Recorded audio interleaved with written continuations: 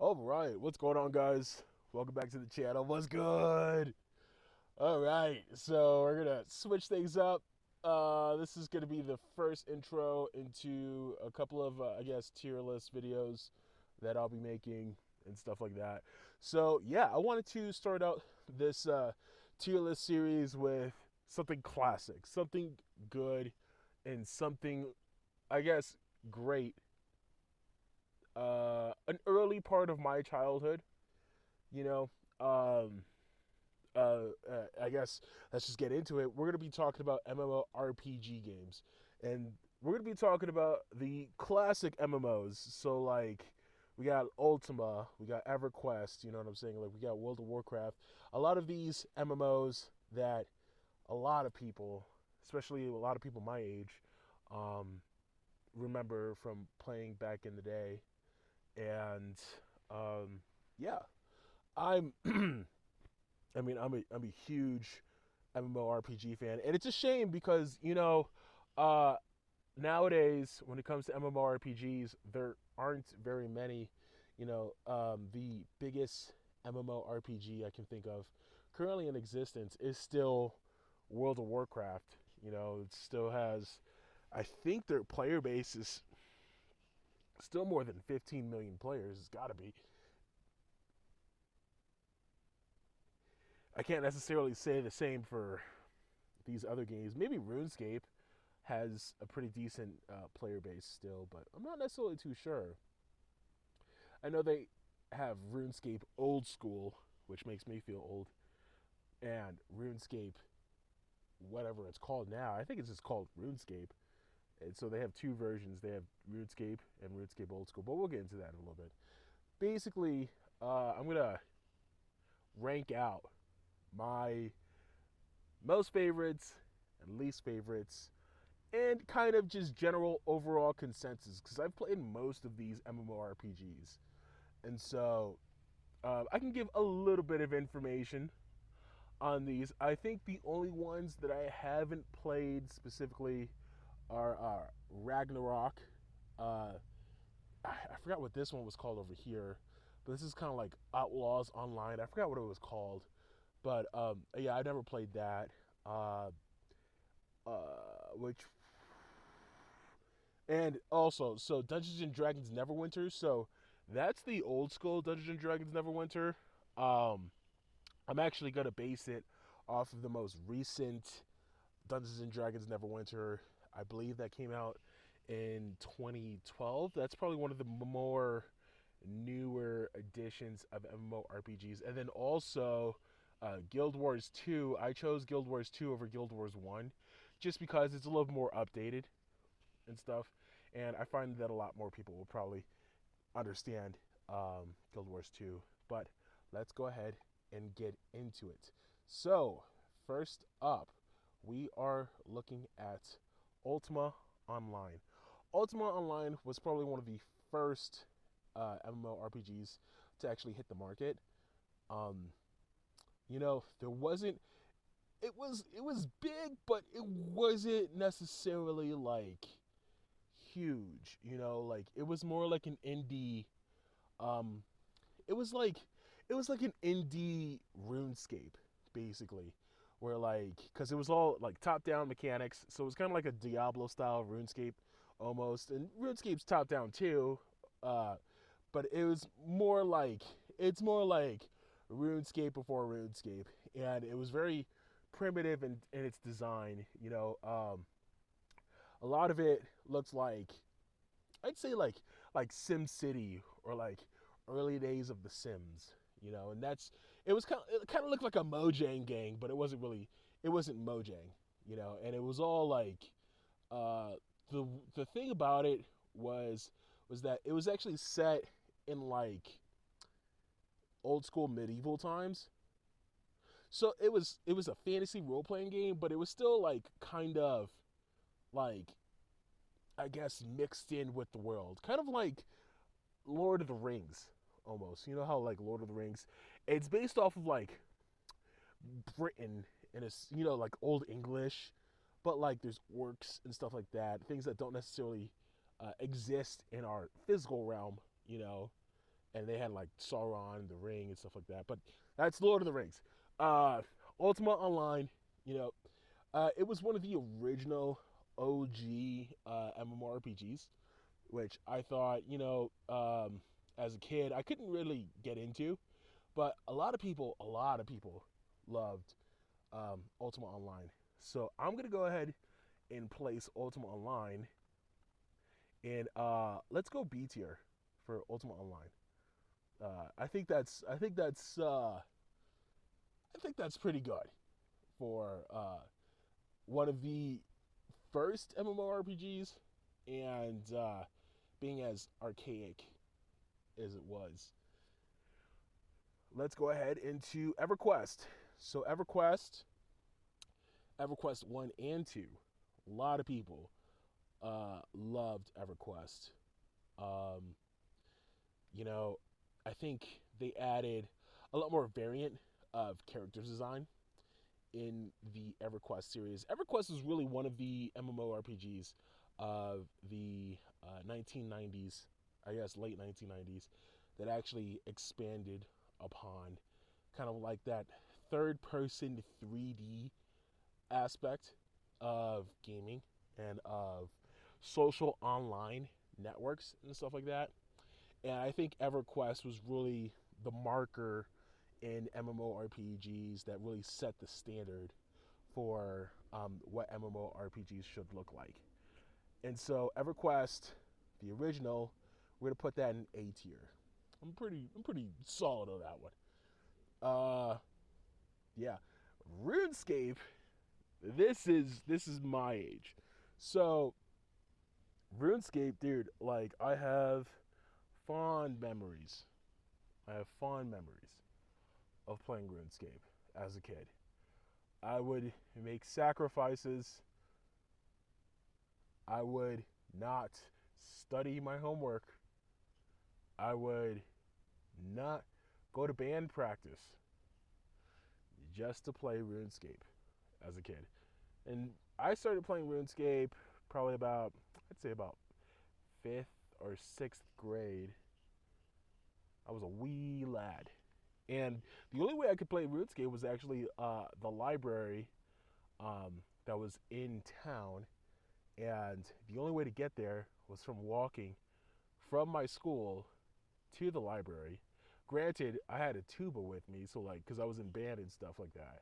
So like, I had to pull my tuba over to get to the downtown area where they had the library, and I would spend hours playing RuneScape. RuneScape was probably the hallmark of top-down games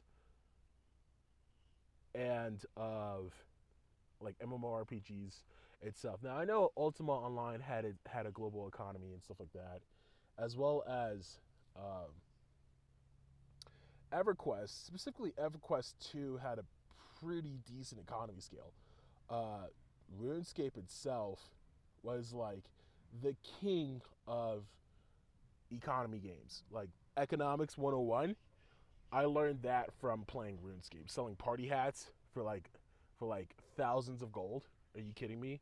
Like being able to utilize a crafting system, making pies, you know, and selling them on the or selling them to people so that they could have resources and food to eat and stuff like that, and like going fishing, farming, the runes and stuff like that.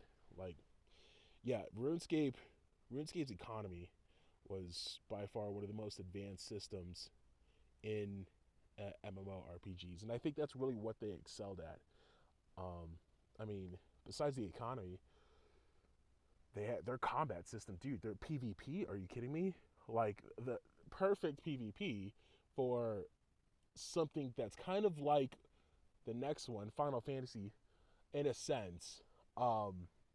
Just because the action isn't necessarily as fluid. Like you essentially put your character against another character, and it's like they battle it out, and it seems as though sometimes that it can be random, but obviously, like if you're out geared, you're out geared, and especially going into like No Man's Land where it's just PvP and stuff like that. Like, um, I think like the battle system, the overall mechanics for what an MMORPG should represent, dude. Old school RuneScape all the way. I'm gonna put old school RuneScape over in the S tier. I think RuneScape. That's just my personal opinion, but I think RuneScape uh, from back in the day is just one of those S tier games where it's just like, yeah, there's no compete. You know, like there's really no compete. All right, moving into Final Fantasy. So this is specifically Final Fantasy XI. Final Fantasy XI was probably one of the first original Final Fantasy online games, and they really built their template off of this one specifically. And me personally, I'm not that big of a Final Fantasy game player. I think, you know, especially like turn-based combat. Turn-based combat is very, how do I say? It's very sophisticated style of gameplay. Although Final Fantasy XI wasn't necessarily completely like turn-based itself, it still originates from those roots, you know. And so I think the character design specifically is what really I don't know about the character design specifically, I would say, but more like the like strategic combat, the expansion packs, because there were, I know I like there were a ton of expansion packs for it. Um, the companion system, I know for a fact, was deeply talked about, and I think for the battle system itself, um, I think a lot of people didn't necessarily talk about Final Fantasy XI for the battle system, but more or less for the story content, being that it's in a Final Fantasy world and stuff like that. And I think that's what a lot of people really um, appreciated about the Final Fantasy series. It's just the immersion of the world. Like if you're a fan of Final Fantasy lore and stuff like that, like this is one of the classic Final Fantasy games that helped branch to create a lot of the Final Fantasy games that we have today. And so I'm going to put Final Fantasy XI in A tier, right next to EverQuest, just simply because of its branching of more experiences from the Final Fantasy franchise, basically. Ragnarok Online.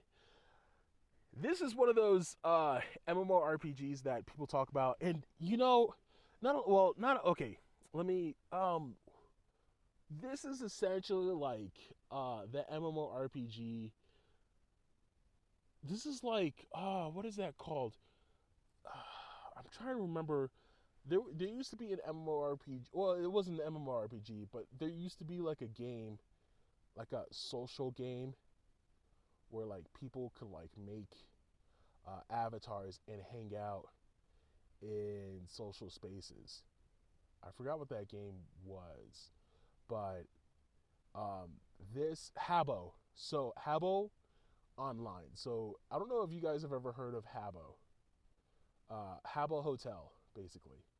Uh, that's, you know what? I don't care what anybody says. I think Ragnarok Online was basically a Japanese spin-off of Habbo Hotel. That's just my experience. A lot of people, you know, it's an MMORPG game, and you know, there's another game that reminds me of too. It was like the earlier 2012 to 2015 style RPG games that they put on Android. I forgot what it's called, but they made a whole line of those old RPG games. I don't know if they're cold. I wouldn't consider them old, but they're like 10 to 15 years old by today's standards. So I guess there's a little bit of age on them.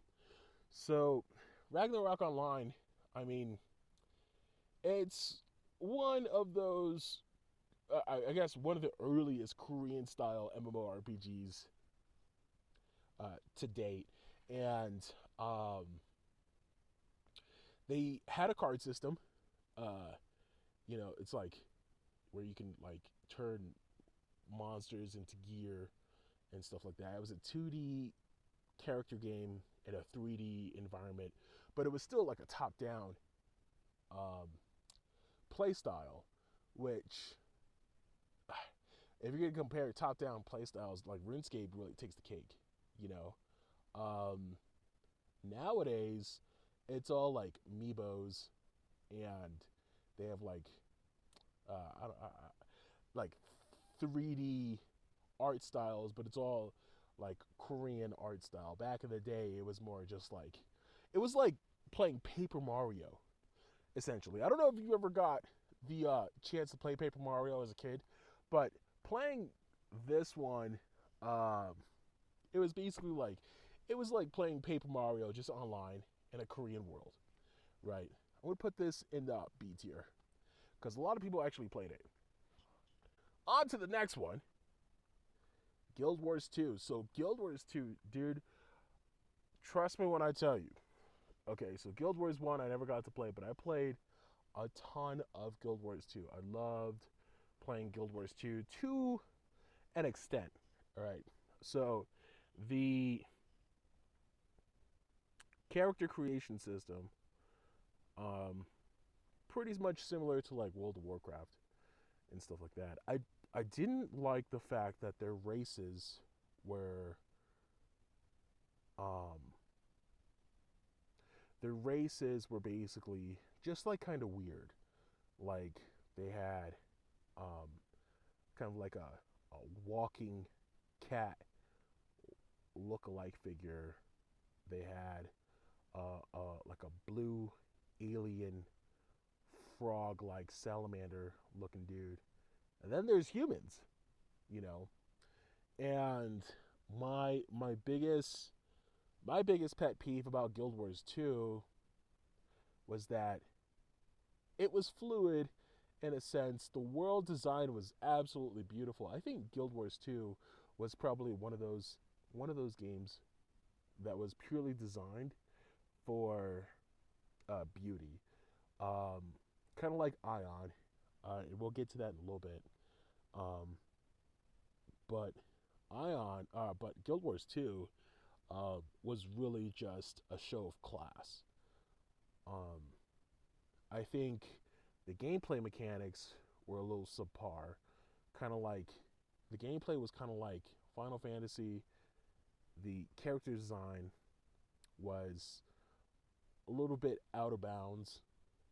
Um, the thing that they really added comparatively to other MMORPGs at the time was the world building and the world bosses and the quest design. I think that's what Guild Wars 2 really shined on. And on top of that, their PvP. So their PvP, the way it was designed was that um, their PvP was basically three different servers, right? So if you joined a server, you're basically a faction, right?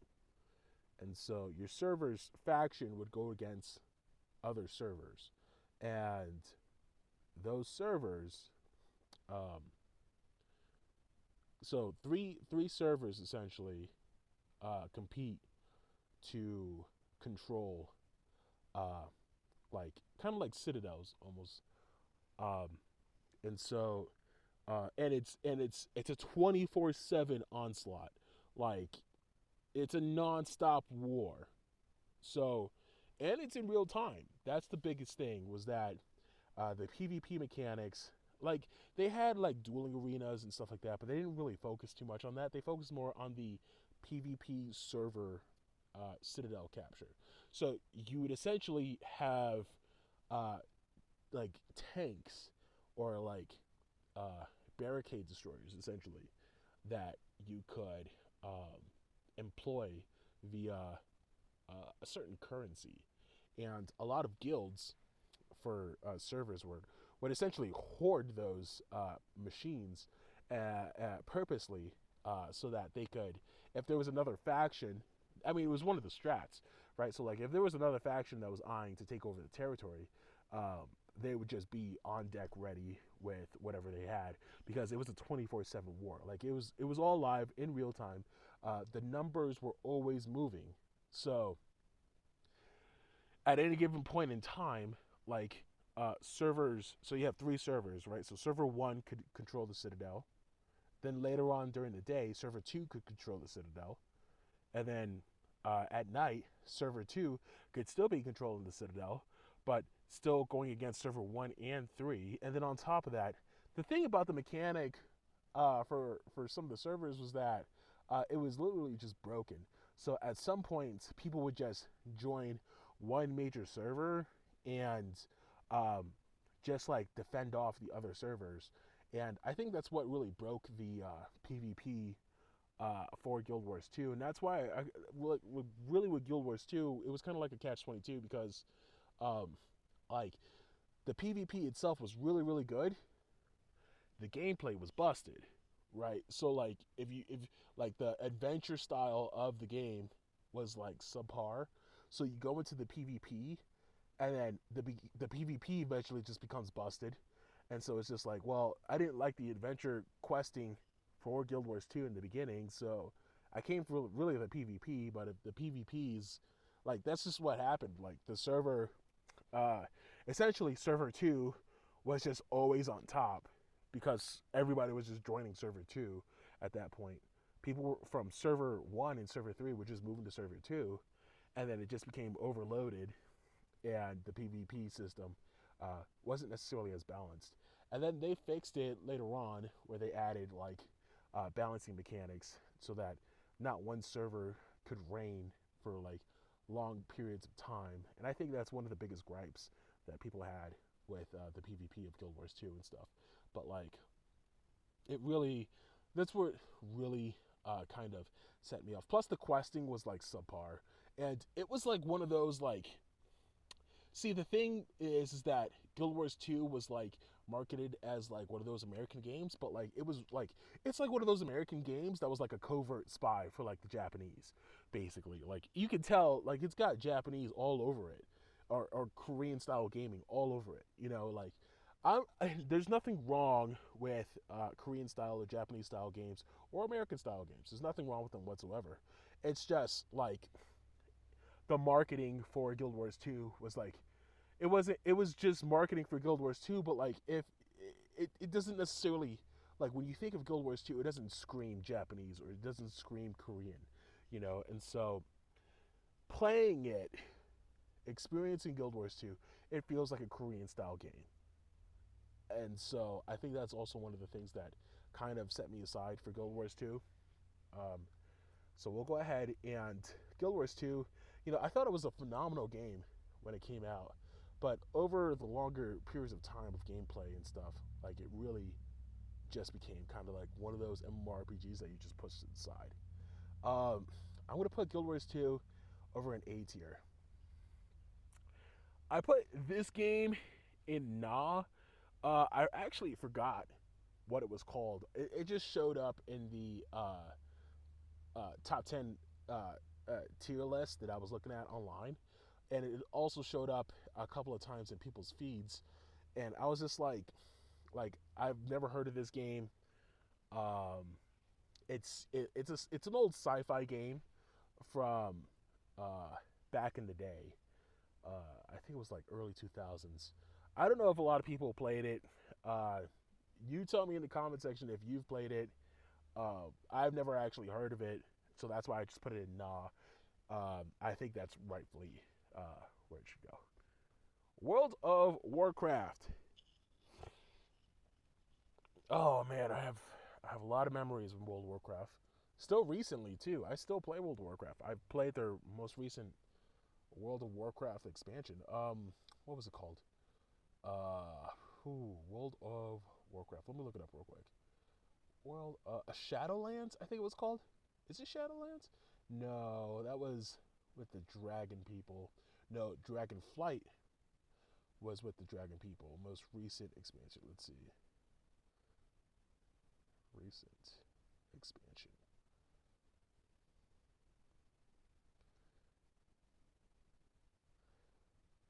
Uh, Midnight is the most recent expansion. I don't think I've ever heard of Midnight. I played the expansion before Midnight. I'll tell you that. Expansion before Midnight. Uh, the War Within. Yes, it was the War Within. So, World of Warcraft, the War Within. I still played that. I played that a couple of months ago, actually. It was pretty decent. It was all right. I think Blizzard with World of Warcraft, like they've been building up the story for so long now that it's kind of just played out, you know. And so I played World of Warcraft. I started playing World of Warcraft towards the later days of Burning Crusade into Wrath of Lich King, and so um, I have a lot of fond memories of playing World of Warcraft. Uh, Dude, like, I mean, so Lich King was probably my best playing experience. Cataclysm, a lot of people hated Cataclysm, but Cataclysm to me was so freaking cool. Just because of like the classic like Stormwind, Orgrimmar uh, destruction from Deathwing, and just being able to be a part of that event, like that had never happened in an MMORPG that I know of at the time on such a scale. And so to be able to play as, I think, so my original was Malcario, and that was a Night Elf Druid. And I usually was the Moonkin for DPS, and so I was basically like a Moonkin healer. So spellcasting, which was with my Moonkin, and then I would heal on the side as well, just in case. Um, and I also played a Feral DPS, and then my secondary character was a Frost Mage, uh, and then they brought in talent spells specializations. I think it was around uh, Cataclysm that they really like. Um, what was it? They there was a patch specifically for fire mages and frost mages um, that basically made them like ultimate beings essentially, and then they nerfed them because they were so powerful, and instead uh, they raised the stats on arcane mages, and then arcane mages basically just became god tier. And arcane was fun. It's just, and I played so I played arcane in the War Within, and it's a decent class nowadays. Arcane mages is decent. I feel like it got watered down so heavily. Like arcane mages really got washed out. Um, a lot of their spells nowadays, because the thing about arcane mages was is that a lot of their spells were like instant cast, right? So like the only real like long cast spell was basically like polymorph, right? Like that was essentially that was it, you know. But like nowadays, like even arcane explosion is um, a longer duration spell. Um, polymorph is, I think polymorph is still a long duration stuff like that. Like, what else did I play? I played Hunter. Obviously, I played a Death Knight. Um, Fury Warrior. Fury Warrior nowadays is just god tier. Everybody plays a warrior nowadays. Um, but uh, World of Warcraft was really the pinnacle of MMORPG gaming.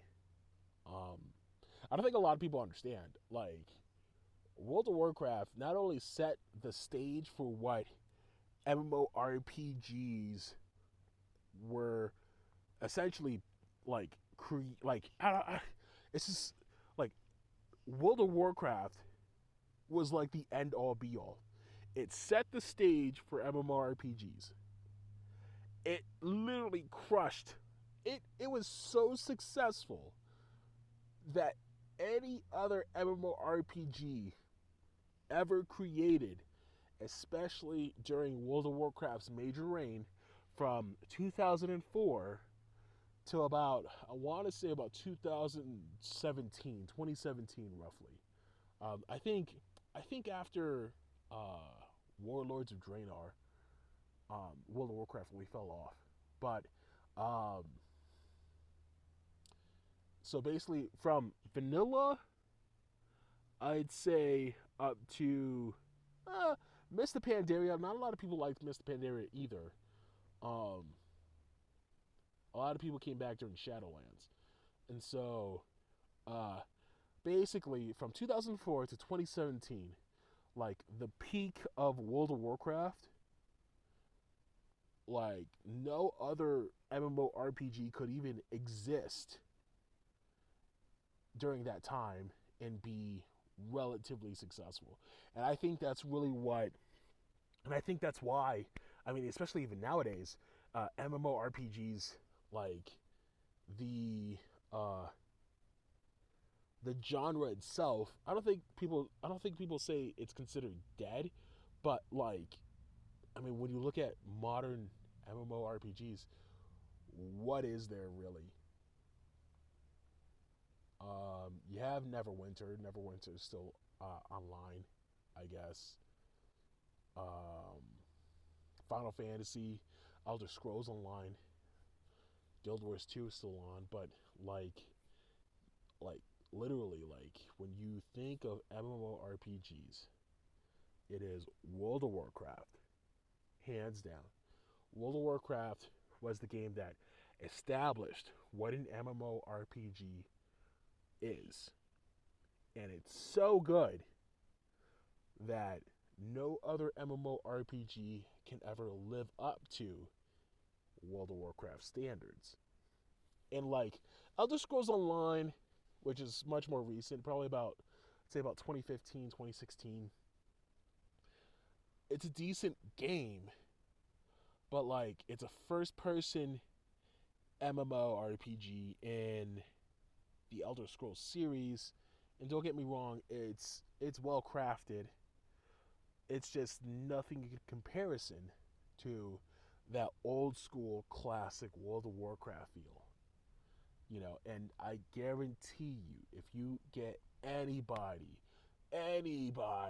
to give you, to name one MMORPG that gave you that classic hell yeah feeling when you log in to a video game from the early 2000s, 98% of them are going to say World of Warcraft. That is why we have World of Warcraft Classic, World of Warcraft Laratha Lich King revamped, Cataclysm revamped. There's a reason why people create their own private servers, because they're trying to recapture that same moment that they felt, that they experienced when they were younger playing World of Warcraft. World of Warcraft is the end all be all for MMORPGs. That's just it. I don't think there is another MMORPG, at least in recent times, that could ever compete to the numbers or to the experience of what World of Warcraft had to offer. Blizzard Entertainment, by far, uh, probably one of the most successful franchises in existence for the gaming industry, besides like Halo, stuff like that. But even then, they can't compete to World of Warcraft. Although nowadays it's a little bit more watered down. I will say, like, I have no clue what World of Warcraft Midnight is. I got no clue what that is, but like, regardless, like, I mean, Shadowlands was awesome. Cataclysm, Miss Pandaria, Wrath of the Lich King, Burning Crusade, Classic. Those are like my favorite expansions of all time. Um, the other ones, they're all right. Dragonflight was okay at best. I think it was a little too, uh, probably too flavorful. Like, who plays dragons in World of Warcraft? Since when? And that's one of my gripes. It's like nowadays they just add stuff to it, and it's just so far fetched. Let's scroll back up.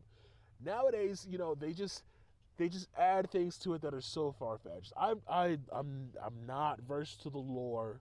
I mean, it makes sense because when you think about the time dragons and stuff like that, especially from like Burning Crusade and stuff like that, they had like you had to save the eggs of the dragons and stuff, and like their offspring essentially are like playable races in World of Warcraft. I get it, but it's just so far fetched nowadays. Like, give me, I wouldn't say give me classic World of Warcraft. Give me like Cataclysm, and I'll be totally fine. You know, World of Warcraft's S tier. I don't care what anybody says. City of Heroes. Um, so City of Heroes came out before DC Universe Online. City of Heroes as a kid was like playing Superman in the N64. Now a lot of people hate it. A lot of people put so much hate on Superman N64. Dude, that was one of my all-time favorite games. Just simply because I was able to fly. Like, the objectives didn't even matter to me. I was flying in a video game, dude. And I think that's really what City of Heroes kind of captivated was not necessarily the world building, because let's be real, the world building was absolute shit. Like, most of the time when playing, I don't know if you ever played City of Heroes, but most of the time it was pretty vanilla. Not like vanilla World of Warcraft. It was just like there's buildings that look like someone just like rendered what a building is supposed to look like, and then they were just basically like, yeah, okay. It's like they paid the interns and the interns weren't getting paid, basically. Like, the entire world structure was very empty and voided. But dude, as a kid, being able to play as a superhero, pretty awesome. I think they have City of Heroes and City of Villains too. I could be wrong, but and so it was basically good guys versus bad guys, kind of like RPD or APB. If you ever played APB back in the day, I don't know why that's not on the list. I mean, it's not necessarily MMORPG. That's more like an action MMO. City of Heroes is definitely more like MMORPG. You know, you get to create your own hero. You get to choose specific class structures. So, like, let's say if you wanted like an ice style superhero, or like your superhero is based off of strength and stuff like that. They had very specific classes that you can choose for your superhero, which was a very rigid concept. This was especially coming off of like the X-Men movies and stuff like that. Like, we didn't, like, back in the early 2000s, there was like a good range of, like, by that time, a good range of like superhero powers and stuff like that. But like, City of Heroes didn't really capture all of the customization options. But as far as character customization goes, for a superhero game. It was one of the only superhero games that you could play until DC Universe Online came out, and it was a badass game. Like City of Heroes was pretty decent.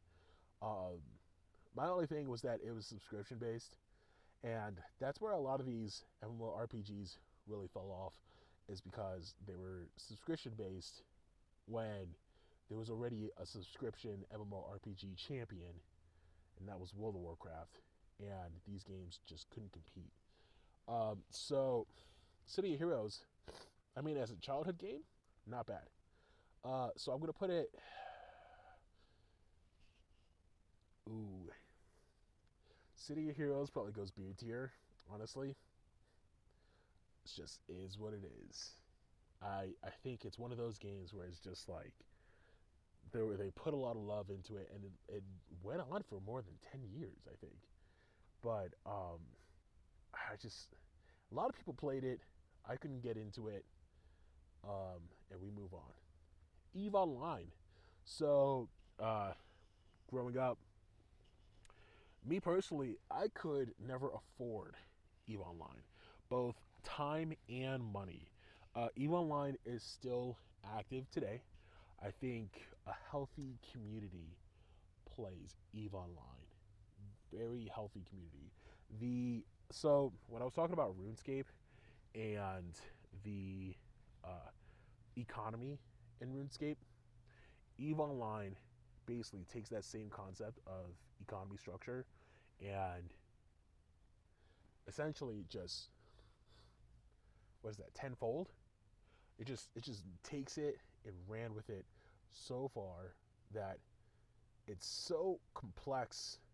It Back in the day, it made no sense because it was just purely because of the complexity of it, and spacefaring and stuff like that. It was your own galactic universe at the tip of your fingertips, and a lot of people, the PvP combat and stuff, there were hundreds of players going against each other in space.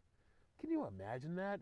Like, I've only watched videos of combat in Eve Online on YouTube and stuff, but like, just the complexity alone, it takes a specific breed of human to get into the kind of spacefaring, um, uh, spacefaring combat system where it's like kind of like fluid with keys and stuff, but it's also like kind of turn based as well. Me personally, I'm more like, if I click a spell, I should see the spell in action. You know, if I have gear, if I put gear on my character should show the gear that it's just been equipped. And World of Warcraft again just really shines on that. But that is not to say that EVE Online is an S tier in itself.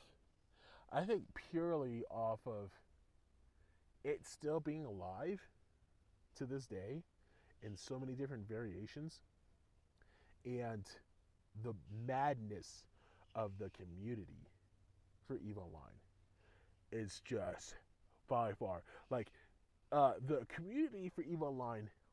So the community for World of Warcraft, a lot of the community for World of Warcraft is like hardcore World of Warcraft, but also like complain to Blizzard that like things don't go the community's way, right? I think EVE Online is mechanically structured so that the community or anybody who plays EVE Online has to, like, it's ensured that you have to follow the strict mandates that are implied when you play EVE Online. It's almost like when you start a new character and you get your like basic ship in EVE Online, it's like a disclaimer. It's like, are you sure you want to play? You know, and it takes a very dedicated team. It takes a very dedicated individual, almost like Russian code hacking, like Russian speed hacking um, level of like type of person. Like it's such an in-depth game that it really takes a certain kind of person to get into and to continue playing for years on end. Because, I mean, the economy, so the way the economy used to be for EVE Online back when I was playing it, I don't know how it is nowadays, but essentially people could make real money playing EVE Online. Like, EVE Online was one of those games that made millionaires. To this day, I'm pretty sure. It's such a serious game, and it's such a complex game that, again, like the average person would just have such a difficult time playing. And I speak for myself in this case. Regardless of that, EVE Online is a game of the generation. EVE Online is an S tier game. And we move on. Maple Story. So I used to play Maple Story as a kid. That was actually one of my first Steam games. Maple Story was, so who made Maple Story? I forgot what they were called. They like when you log into Maple Story, um, their icon is like right there. Mahjong.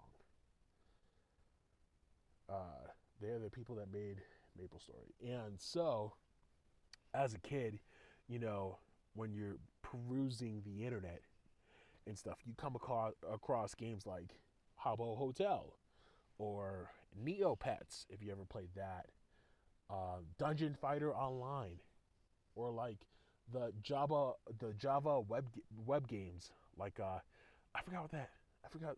I think it's like Fighter, like Dragon Fighter Online or whatever it was called, on like armor games and stuff like that. Maple Story was one of the first like 2D uh, character sprite games that like I don't know, I couldn't really get into, but also like it was one of those games where it was just like I'm bored. I uninstalled Maple Story like a week ago, but like I'll just play. I'll just make a new character and just kill some time, you know. And I would reinstall Maple Story because it's only like a couple hundred megabits. It was only a couple hundred megabits. I don't know what the size is nowadays, but back in the day, it was only a couple hundred megabits, so it didn't take much to download it. Granted, my download speed probably was like 5 megabits per second back in the mid 2000s. So like it still took a while, but it's Maple Story. It was a very simple Paper Mario esque game that you could play online. And I think what really, as a kid, I think what was really cool about Maple Story was the costume designs. So, and that's really what sold it for me, was the costume designs. Like, I'd go into a world and there'd just be massive like black wings on people. They have these like fire dragon swords and stuff like that. Like, I think that's really what appealed to me uh, when it comes to Maple Story. Other than that, like it was really just a game to kill time, and they would add like new playable classes and stuff, and just being able to test those classes. There was one class specifically. I forgot what it was, but it was kind of like a fire and ice thing. But that was like back in the day, and that that update had me playing like Maple Story for like maybe a month, but like after that, it was kind of just like whatever, you know. Maple Story, that's easy. Maple Story goes B tier. Still a B tier game. Like I can't. I've never met somebody. I've never met somebody that's like, oh yeah, I play Maple Story. I've never. I've never met anybody that's like a hardcore Maple Story fan. You know, but it is one of those MMORPGs from back in the day that people would play. I used to play it too. So, uh, Dungeons and Dragons Online.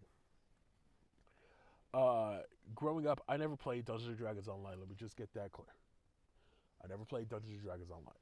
Now, I did play Neverwinter, uh, their most recent Neverwinter. So not Dungeons and Dragons Online Neverwinter, just Neverwinter, which is still a part of the Dungeons and Dragons franchise. Neverwinter came out around what 2010 to 2012, around that time. Now, when it came out originally, it was a decent so-so MMORPG experience. You know, like you make a character, and I think I would always make like an elf or some type, and I think my class was like, I think it was called like Miasma or like Mystic or something like that. It was basically the spellcaster with the floating gem. And as far as the story goes, the story was always just, the campaign was always just lackluster. In fact, I think over multiple times, I had made a new character, deleted the previous character, tried to get to like level 20 because there was like a certain level that you had to get to the PvP, and then like I'd forget about it, and then I'd log in one day, and I'm like,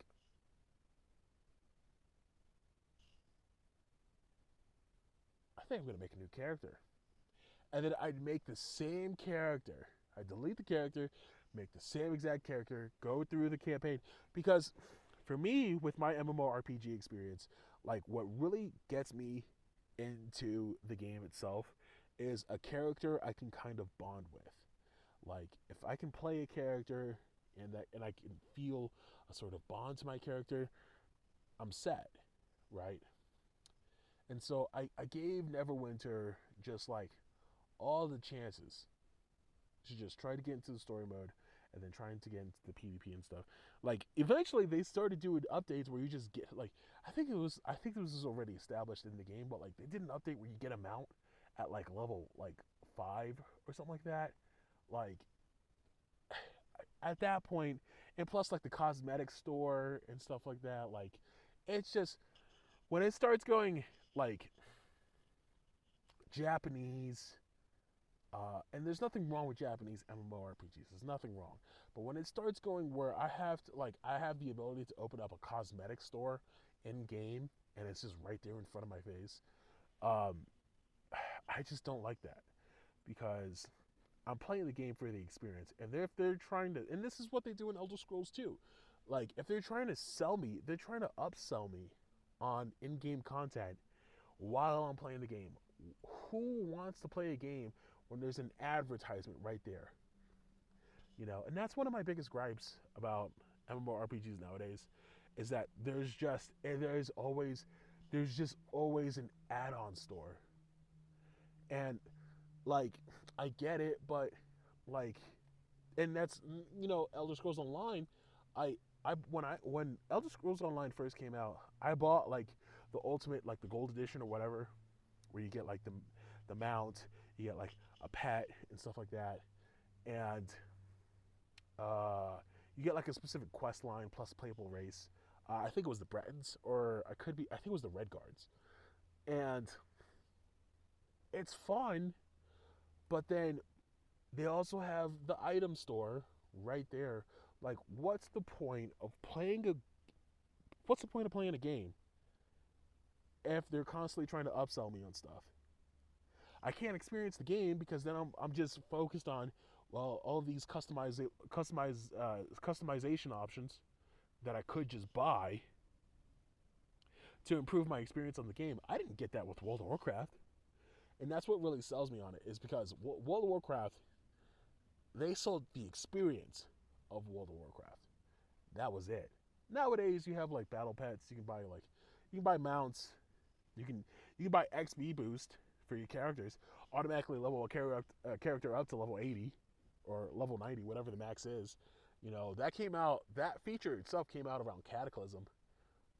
Uh, Before then, you were actually paying people to uh, uh, go to dungeons with you. Like people spent time. You know what I'm saying? To help, like you would if you paid somebody in World of Warcraft, people spend time out of their day, 8 hours a day, to make sure that you got to a certain level. Like if you paid somebody to get you to level 50 and you're level 30, dude, they would be right there grinding with you until you got to level 50 or level 60 and so on.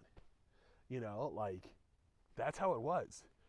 And I think just like the companion system, the social interactions from World of Warcraft, there's nothing in comparison. And Neverwinter was one of those games where it was just like it's Dungeons and Dragons game, but it didn't make sense. The campaign was just all over the place. The PvP was busted. The combat system was all right. It was average, mid tier at best. I'm gonna put Neverwinter in the nah. I just think nowadays, especially for Neverwinter being so recent as it was, and it not having the content, not having the gameplay, like just not being what it could have been. I haven't, excuse me, I haven't played it recently, but I don't even want to. That's the thing. So Neverwinter goes in the nah category, especially because like it's also a console game. Like, correct me if I'm wrong, but like you can play it on Xbox. I think it was on the Xbox 360 or the Xbox One that you could play it on, and it's just like, what's an MMORPG doing on a console? Like, who would ever do that? And that's why Neverwinter goes in the nah category. Ion. So I don't know if you ever played Ion. Uh, it takes, I wouldn't say a rare breed, but it takes a fan of MMORPGs to know about Ion. And this was also around the time where, like, I forgot what that one MMORPG was, but they canceled it. They later canceled it. It was called like Wild Worlds or something like that. This is around that time. But like for me, Ion was like the next best from World of Warcraft. Now it's a Korean game. I think it's a Korean game. I could be wrong, but Ion was one of the games where it was entirely superficial. Like everything, every aspect of the video game itself was almost, dare I say, pointless. Like the story was off. Like there wasn't necessarily like a I guess a story that could actually like grab you. You know, the coolest thing to me about it was the wings and the ability to fly. I don't know what it is, but like they had a flying mechanic, and that flying mechanic, like you could legitimately fly around the world, and like if you soar downward, you can gain kind of like a wind boost as you go upward. And I think, dude, I'm a simple guy. Flying in World of Warcraft doesn't make sense. That's Dragonflight. They're doing too much, honestly. I mean, it's not flying in total, unless if you're like a dragon character or if you're a druid. I mean, druid. So the druid flying back in the day, that was awesome, awesome, awesome, right? But like, Ion really brought in kind of like a different style of flying. Like they actually incorporated like wings that like caused like it was just realistic flying in a Japanese or Korean based MMORPG. And that was one of their main selling points. And um, you know the campaign was mid. I don't even think I ever got to play the PvP. Like I would literally just log in, create a character, try out the class, and just fly around. And I think it's one of those superficial games that was really based off of the graphics. So like the world building and stuff like that, like the world was just wild. Like there would just be a massive flying whale, like right above town, and you could actually fly right next to the flying whale. Like that's literally what that game was. And so just purely based off of looks, off of the experience, stuff like that, I'd say it was a mid game at best, but it's still pretty decent. I want to put it in A tier. I want to put it in A tier. I put it in B tier. I want to put it in A tier. I think I'll put it in A tier.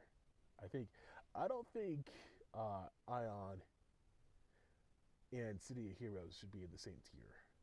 That's just me. I'll put Ion in A tier. EverQuest 2, uh, the sequel to EverQuest. A lot of people played EverQuest 2. We'll put that in A tier. And then finally, Lord of the Rings Online. Now, I never played Lord of the Rings Online. A lot of people played Lord of the Rings Online. Me personally, I couldn't get into Lord of the Rings. I can't get into Lord of the Rings as a campaign. I can't get into Lord of the Rings as lore. It's just like we've had so many years of Lord of the Rings, Lord of the Rings, Lord of the Rings, you know, with the books, with the games, stuff like that. I think Shadow of Mordor probably really set the stage for Lord of the Rings just in general. Shadow of Mordor was by far one of my favorite Lord of the Rings games of all time. But Lord of the Rings Online, I think the playable classes were like half orc, elf, dwarf, and human, and they had like I think their classes were like barbarian, a warrior, a sorcerer of some type, archer, kind of like the like standard classes of like I guess Dungeons and Dragons or like of like what RPG classic RPG games are based off of, and just simply for the fanfare and for the uh, I guess appeal of it overall, uh, Lord of the Rings Online goes into A tier just cause. But my S tier list is still RuneScape, World of Warcraft, definitely, and EVE Online. Like there's no compete. Uh, these are the games, and yeah. Let me know in the comment section what you guys think about this tier list. Um, Dude, classic MMORPGs, can't beat them. You know, they created the experience for a lot of people growing up, and games like World of Warcraft still do to this day. And so, yeah. But that's it for me. It's No Social. I'll catch you guys in the next one. Peace.